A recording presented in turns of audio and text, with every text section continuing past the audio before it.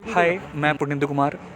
तो आज हमारे साथ एक कलीग बैठे हुए हैं जिन्होंने अपना पीएचडी में एडमिशन लिया है और इन्होंने बहुत सारे जो स्कॉलरशिप्स होते हैं, एंट्रेंस एग्ज़ाम्स होते हैं, लाइक डीबीटी हो गया, सीएसआर हो गया, गेट हो गया और इवन जेजी बिल्स होता थे। जेजी बिल्स ये सारे इन्होंने क्लियर किया है और वो भी फर्स्ट अटैम्प्ट में। ऐसा नहीं कि हाँ लोग टाइम लेते हैं, इन्होंने फर्स्ट अटैम्प्ट में क्लियर किया है।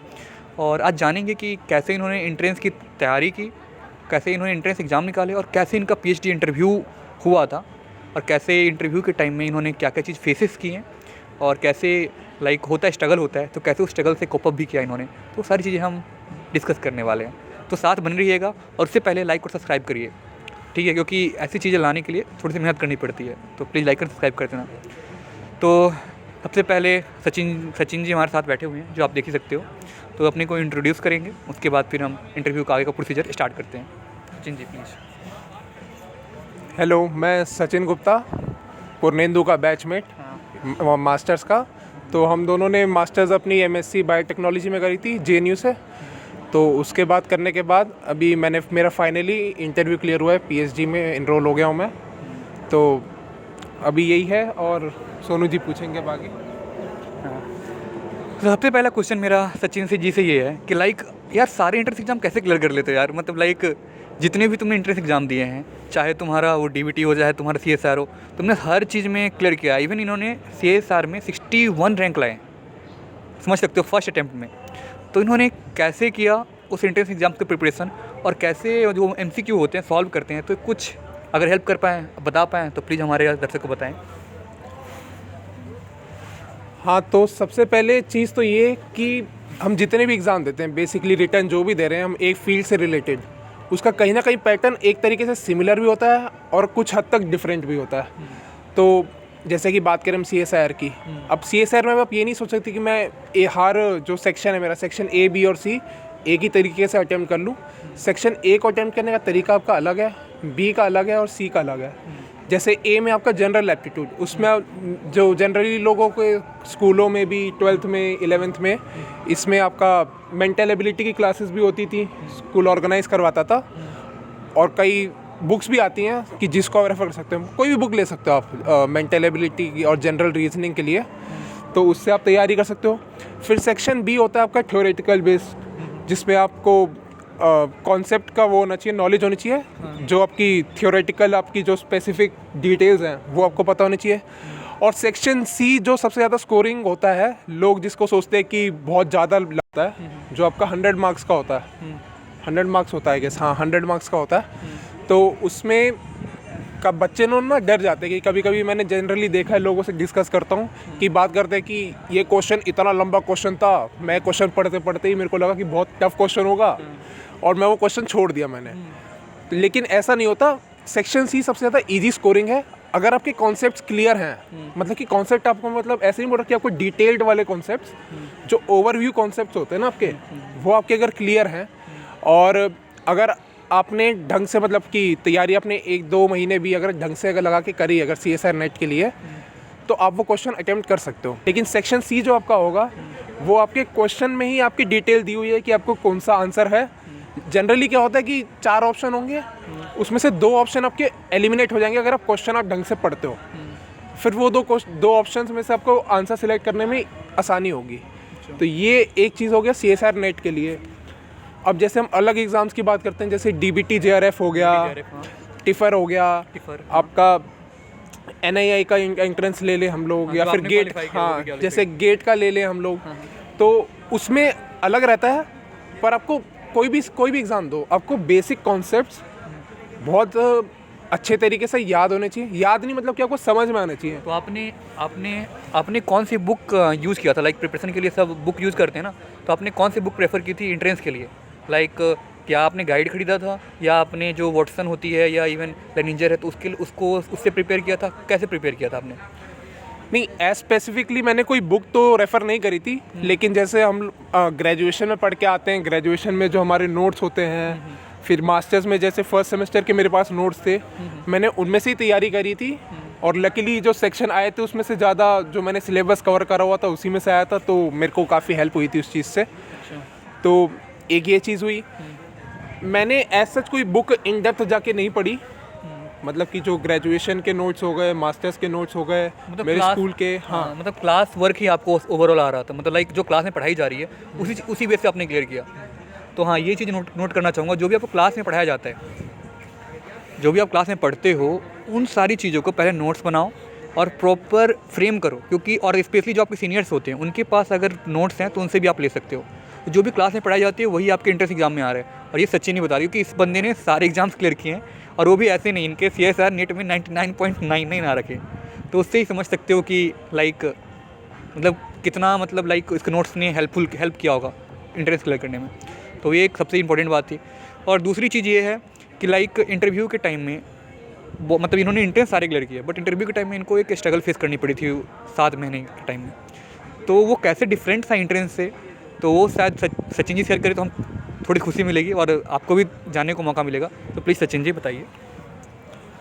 तो इंटरव्यू के पहले मेरा परसेप्शन था कि इंटरव्यू में ना वो बहुत इन डेप्थ जाके हमसे चीज़ें पूछते हैं। तो मेरी तैयारी थी कि मैं कोई स्पेसिफिक जाके चीज़ें याद करूं, कि मतलब बहुत टफ जाके कोई टेक्निक याद करनी है तो मैं बहुत मुश्किल वाली टेक्निक अगर याद करके जाऊंगा तो वो पैनलिस्ट इम्प्रेस हो जाएंगे मेरे से। लेकिन धीरे धीरे जैसे इंटरव्यू होते रहे मेरे को आइडिया लगा कि ज़्यादा मुश्किल काम याद करने से कोई फ़ायदा नहीं है। जो आसान काम है ना वो करने से आपको फ़ायदा होगा। वो चीज़ वो देखते हैं कि आपको जो बेसिक्स हैं वो आपके क्लियर हैं कि नहीं है। तो एक चीज़ ये थी जो मेरे को पता चली। और सेकंड चीज़ ये होती है कि जब आप इंटरव्यू में आंसर करते हो तो आंसर करते वक्त आप जो बोल रहे हो पैनलिस्ट वो सुन रहा है। ये नहीं कि वो माइंड में बना के आया है कि मेरे को ये क्वेश्चन इससे पूछना है। आपने जैसे कि अगर कुछ चीज़ का आंसर दिया, आपने कोई वर्ड इस्तेमाल करा आपके आंसर में, तो हाँ, तो वो पैनलिस्ट से पूछे अच्छा आपने ये बोला है, मेरे को आप इसके बारे में बताइए। तो आप जब इंटरव्यू में जो आंसर दें, आप क्या बोल रहे हैं आपका ध्यान उस पर होना चाहिए।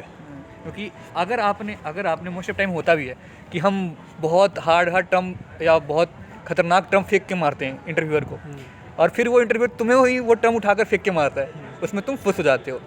तो लाइक आपने उस चीज़ को अवॉइड किया होगा अपने मतलब लाइक बाद में। स्टार्टिंग में तो आपको भी इशू ही रहा था। हाँ, तो मतलब लाइक इसको ठीक करने के बाद लाइक लास्ट इंटरव्यू जो आपने दिए थे JNU CCMB के, तो उसमें कैसे मतलब लाइक कैसा इंटरव्यू गया था, थोड़ा सा बताएंगे। हाँ, तो वो मेरे इंटरव्यू बेटर गए थे। जैसे JNU का दिया था, मैंने मोस्टली पैनलिस्ट का आंसर दिया था। एक आध शायद मैं आंसर नहीं दे पाया था JNU का, मतलब JNU के इंटरव्यू में।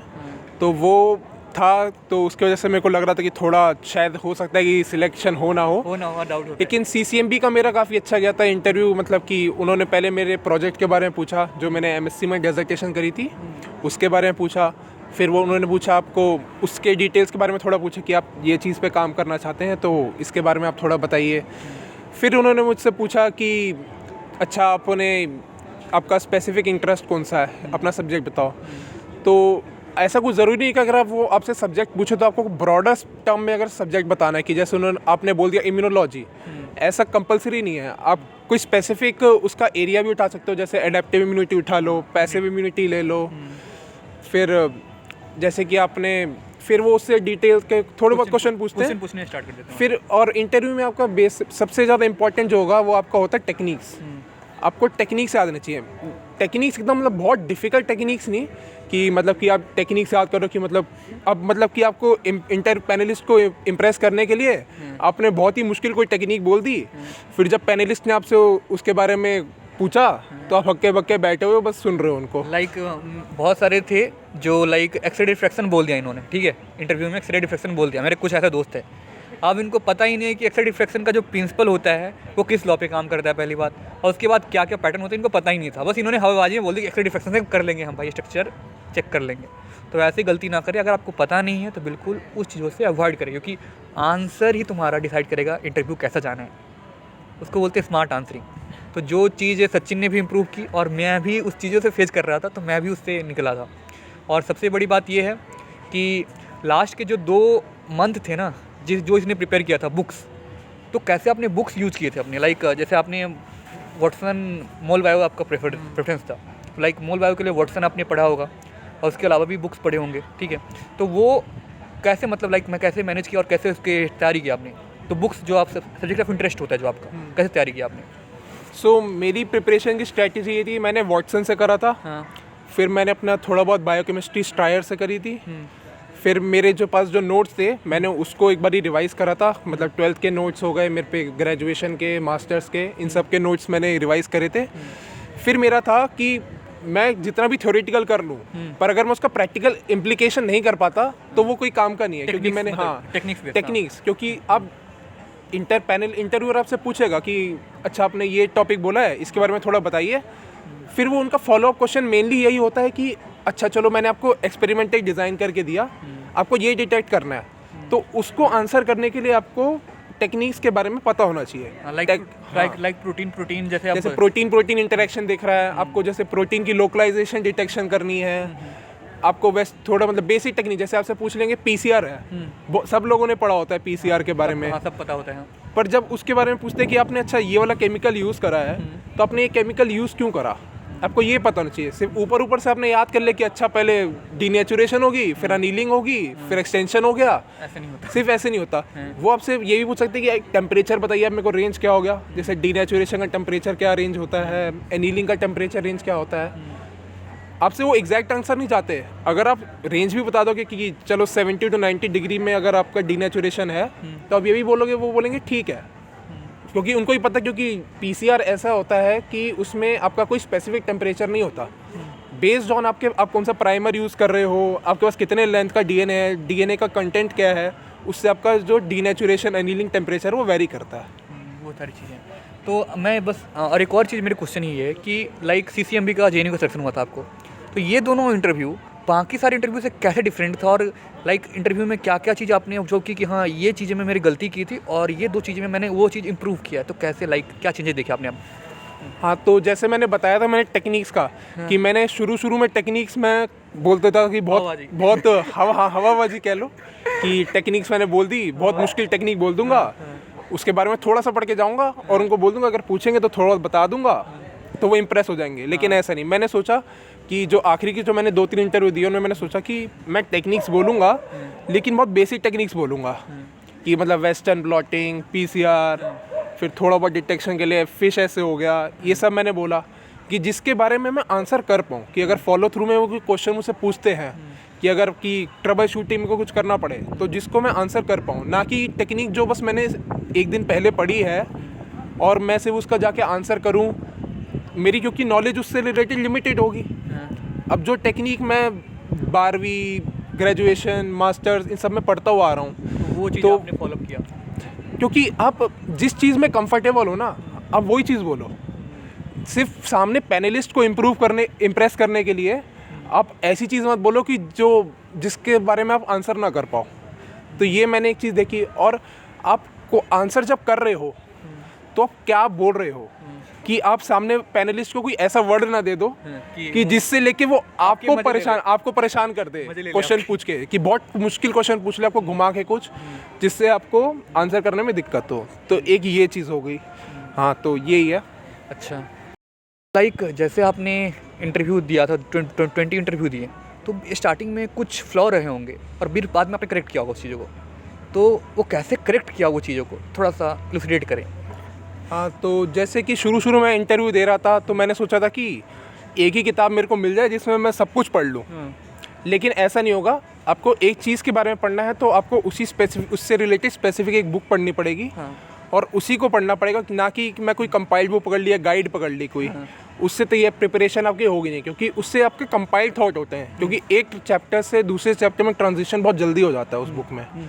तो आपको सब्जेक्ट की बुक लेनी होगी। और मेनली जब आप इंटरव्यूज़ देते हो, जैसे शुरू में मैंने इंटरव्यू दिए तो कई इंटरव्यू ओके जाते थे, कई बहुत ब्लंडर हो जाता था जिनमें, ठीक है। तो आपका अगर इंटरव्यू बहुत ही ब्लंडर होता है तो आपको उससे डिसहार्टेंड नहीं होना, आपको बुरा नहीं मानना कि यार मेरा इतना बेकार इंटरव्यू गया है, अब तो मेरे अच्छे इंटरव्यू जाएंगे ही नहीं। आपको ऐसा नहीं चाहिए, क्योंकि पैनलिस्ट क्या आपसे क्वेश्चन पूछने वाला है, आपको उसका आंसर आता है कि नहीं ये आपको नहीं पता। वो आपका कह लो लक भी एक तरीके से चलता है इंटरव्यू में, कि आपने आंसर दिया, अब क्या पूछ रहे सामने वाला। हाँ, कि सामने वाले ने आपसे ऐसी चीज़ें पूछ ली जो आप जिसके बारे में आपको नॉलेज नहीं है, तो आप उसमें नहीं कर सकते ना कुछ। आपके वो चांस है एक कि पैनलिस्ट ने आपसे पूछा और आपको आता है वो चीज़ की नहीं आती है।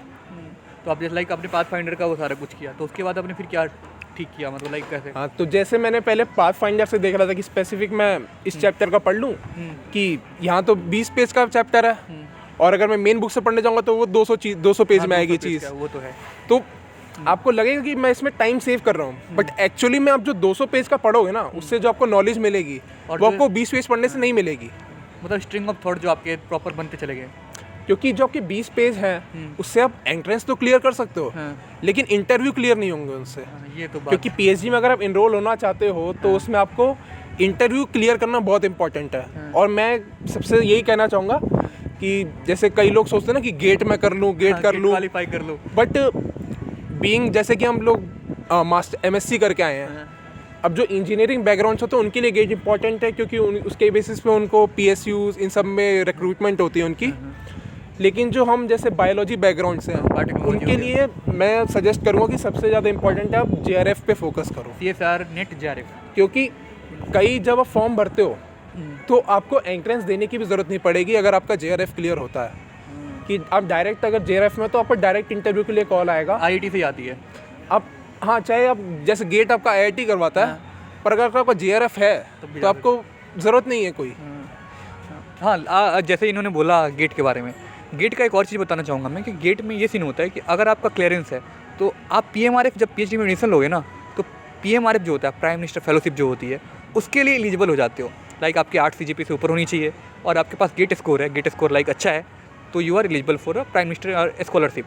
बट अगर गेट नहीं है तो आप उसके लिए एलिजिबल नहीं होते हो। बस वही एक चीज़ मतलब डिफ्रेंशिएट करता है, नहीं तो और सारी चीज़ें में आपको JRF मस्ट मतलब चाहिए ही चाहिए। तो वो चीज़ें हैं। और सबसे बड़ी बात ये है कि लाइक PMRF जो होती है वो बहुत अपने आप में एक वो बहुत स्ट्रगल चीज़ें हैं, वो तो बाद में PhD में होती है वो सारी चीज़ें। और हाँ, तो लास्ट क्वेश्चन ये है कि लाइक आपने यही बता दिया कि हाँ हमें कैसे प्रॉपर प्रिपरेशन करनी है, स्ट्रगल फेस आपका कैसा था, आपने कैसे प्रिपेयर किया JJ Wills CSR नेट के लिए। और लास्ट कोई एडवाइस लाइक जो मतलब हमारे ऑडियंस को माइंड में रखना चाहिए एग्ज़ाम से जाने से पहले, एनी एडवाइस प्लीज़। अच्छा, तो एंट्रेंस में जाने से पहले मैं तो ये कहूँगा आपको रिलैक्स माइंड होकर जाओ कि वहाँ एग्ज़ाम हॉल में बैठ के आप ये ना सोचो कि यार मेरे को ये चीज़ आती है कि नहीं आती है, ये चीज़ यार ये मेरे को अगर ये आ गया तो ये नहीं आएगा। तो आप ये मत सोचो, आप एग्ज़ाम दो, स्ट्रेस फ्री होके दो। क्योंकि अगर आप स्ट्रेस फ्री होकर एग्ज़ाम देते हो ना, आपका एग्ज़ाम अच्छा भी जाता है और आपका एग्ज़ाम टाइम के अंदर भी बहुत आप क्वेश्चन अटेम्प्ट कर पाते हो। कि मतलब कि आप जैसे 3 आवर्स का पेपर है, अगर आप जनरली अगर उसको टेंशन में एग्ज़ाम दोगे तो वो आपका 3 घंटे में भी पूरा एग्ज़ाम नहीं होता है। और अगर आप स्ट्रेस फ्री होके कि चलो यार एग्ज़ाम ही तो है, एग्ज़ाम की तरीके से दो, उसको करियर के तरीके से एग्ज़ाम को मत दो, मेरा ये कहना चाहूँगा। और इंटरव्यू में ये कहना चाहूँगा कि मान लो अगर आपका एक इंटरव्यू ख़राब भी जाता है, उससे आप ये मत सोचो कि मेरा PhD नहीं होगी, मेरे से ये नहीं होगा, मैं कुछ अपनी फील्ड चेंज कर लेता हूँ। आप उस चीज़ पे डटे रहो, आप उस चीज़ के लिए तैयारी करो, आप उसको एज अ चैलेंज लो, ना कि एज अ फेलियर। तो यही मैं कहना चाहूँगा। तो हाँ, अगर आपको कोई क्वेश्चन हो, कोई क्वेरी हो, तो आप डायरेक्टली सचिन के इंस्टाग्राम अकाउंट पे जा सकते हो, उसकी ID मैं डाल दूँगा नीचे। और नहीं तो आप मेरे से भी डायरेक्टली पूछ सकते हो। और लाइक जो भी चीज़ें थी, मेरे को जहाँ तक लगा कि वो चीज़ें डिस्कस करनी चाहिए, क्योंकि एक बंदा जो 7 मिनट का स्ट्रगल करके आया ना, वो ज़्यादा चीज़ अच्छे से बता सकता है लाइक। और जो मतलब मैं हो गया सारा कुछ, तो मेरे हुए थे स्ट्रगल, बट मैं उतना फेस नहीं किया। बट हाँ, सचिन का एक बहुत लंबा फेस है, क्योंकि इसके सारे स्कॉलरशिप क्लियर थी, इसकी DBT क्लियर है, गेट क्लियर है, CSR नेट क्लियर है, मतलब सारे क्लियर है, फिर भी इसका नहीं हो रहा इंटरव्यू। मतलब समझ सकते हो कितना प्रेशर रहा होगा। तो उस चीज़ों को होने के बावजूद ही बंदा कॉप अप किया है, इंटरव्यू के लिए प्रिपरेशन किया अच्छे से, और फिर ये बाहर आया है। तो एक बहुत मतलब मैटर करती है चीज़ें। तो अगर आपको एनी अदर एडवाइस चाहिए और करी हो तो प्लीज़ पूछना, और लाइक और सब्सक्राइब करो। Thank you so much. So मिलते हैं अगले इंटरव्यू में। और भी आप बोल सकते हैं, हाँ, कमेंट्स क्वेश्चन अगर आपको कोई हो, हाँ, तो कोशिश करेंगे हम आंसर करने की कोशिश करेंगे। So thank you so much, bye bye, Tata.